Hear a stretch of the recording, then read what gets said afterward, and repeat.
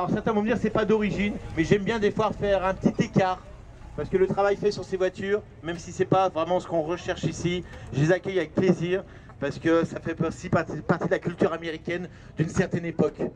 Hein, parce qu'il faut savoir que les teenagers, dans les années 50, comme j'ai déjà expliqué plusieurs fois ici, ils n'avaient pas beaucoup d'argent, donc ben, ils récupéraient des vieilles caisses et puis ils les transformaient. Hein, on a tous vu le film American Graffiti. Qui n'a pas vu ce film, hein, un film de George Lucas qui a créé la guerre des étoiles après, mais il avait commencé par ce petit film American Graffiti qui repasse en ce moment sur les chaînes câblées. Hein, j'ai eu le plaisir de le revoir et on voit ce genre de véhicule transformé. Et c'est toujours un plaisir de voir cette époque des années 50, 60, hein, quand l'esprit s'évadait à l'époque, avant la guerre du Vietnam notamment. Après ça va changer. Et donc cette voiture, elle reproduit une partie de cette époque. On va demander à sa propriétaire, excuse-moi, de nous en dire plus. Qu'est-ce qu'elle a voulu recréer ou qu'est-ce que son mari a voulu recréer? Parce qu'il n'est pas loin, mais bon, on va laisser de côté pour une fois. Alors d'abord, ton prénom, c'est comment? Alors Nathalie, tu viens régulièrement ici avec cette voiture ou avec d'autres voitures? Un Ford de... Un Ford 32 coupé. Alors là, on a affaire à quoi? Une Ford également? Ford de 32 sedan. Alors Ford sedan, ça correspond à quoi? À une berline, 2 portes? 2 portes, 4 places. Voilà. Et l'autre, le coupé, c'est uniquement 2 places? 2 places uniquement. D'accord. À chaque terme, chez Ford sedan, ça correspondait à un type de carrosserie, je crois. C'est ça. Donc bien sûr, c'est une base de Ford 32, hein, des années 30. Oui, modèle... un modèle par année. Oui, à l'époque, les Américains, c'était un modèle par année. Hein. En France, on ne faisait pas ça. Et bien sûr, on a gardé l'aspect de cette voiture, mais on a changé tout ce qui est mécanique. C'est uniquement une caisse d'origine tôle. Qui n'est pas modifiée, ou peut-être élargie un peu, je ne sais pas. Non, même pas. Même pas. La caisse est vraiment d'origine. Voilà. Donc après, tout ce qui se passe en dessous et dedans, là, c'est modifié. Oui. Alors, on va demander déjà de voir le capot pour savoir ce qu'il y a dessus. Hein. Alors, je vais pas tout demander à toi, c'est les hommes qui vont faire ça. Hein. Non, t'inquiète pas, il va faire ça très très bien, il a l'habitude. Ah ben oui.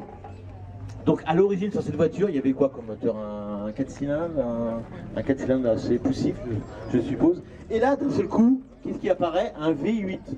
Un V8 Chevrolet, donc même pas Ford en plus. Chevrolet qui fait à peu près quelle puissance? 5 litres 4. Alors là, ça doit déménager.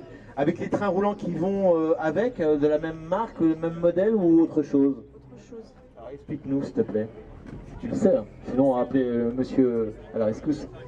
C'est un train avant suspendu. Un train avant suspendu de quelle marque et de quelle époque? Cortina. Cortina. Ah, on n'est pas dans un modèle américain là, on a un modèle européen. On va dire européen. Hein. Une Cortina, il y en a des fois qui viennent ici des Cortina. Donc le train avant est issu d'une Cortina avec un moteur donc Chevrolet qui fait combien de litres tu m'as dit? 5 litres 4 et d'une puissance de 230 chevaux. Ah ouais, ça doit déménager. Je pense que la transmission, la transmission et le pont sont également suspendus et sont de marque Chevrolet également. C'est la même origine que le moteur.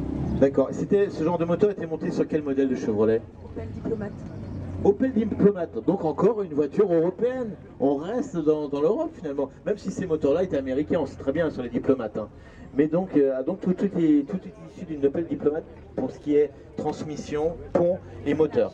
Et le freinage aussi. Le freinage à tambour, à l'arrière ou à disque? 90. À frein à disque. Frein à disque. Donc on a des moteurs, attendez, pas des moteurs mais des disques Opel à l'arrière. Et on a des disques Cortina à l'avant. Oh dis donc. Et ça fonctionne bien tout ça?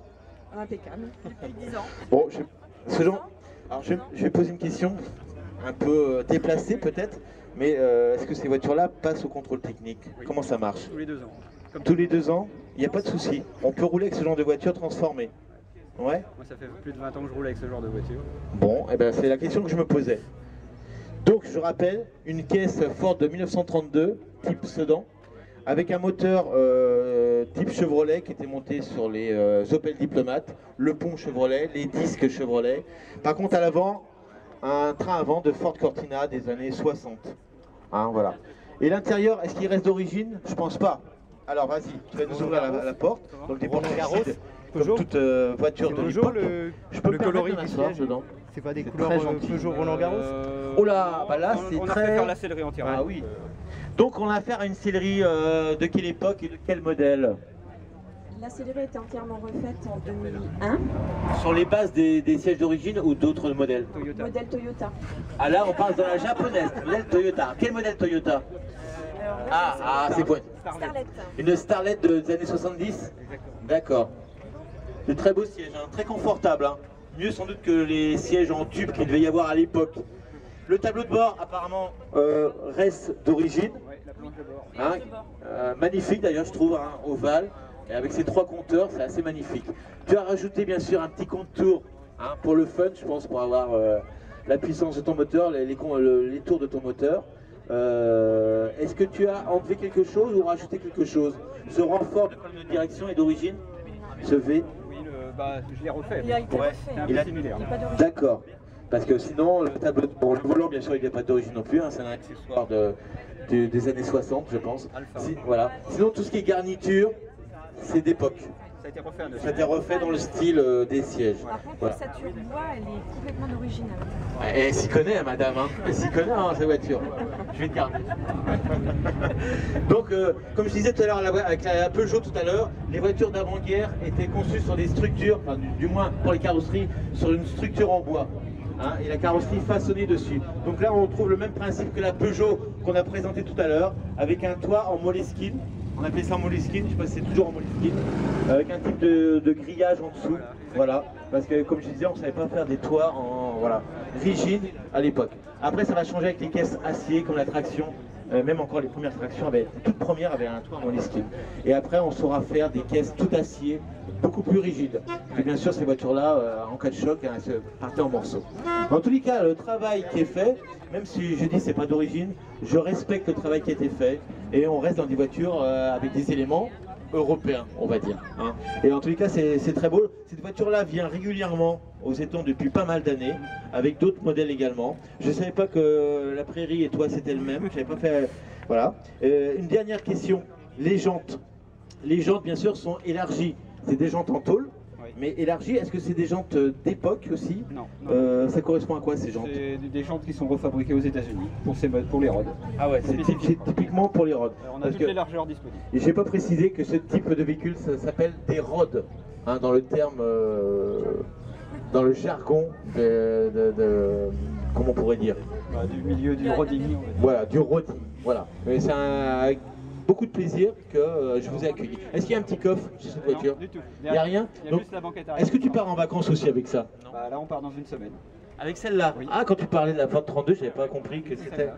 Alors, tu pars en vacances, donc c'est la caravane, tu mets tout dans la caravane en fait. Oui. Elle sert de remorque. Exactement. Parce que là, tu peux...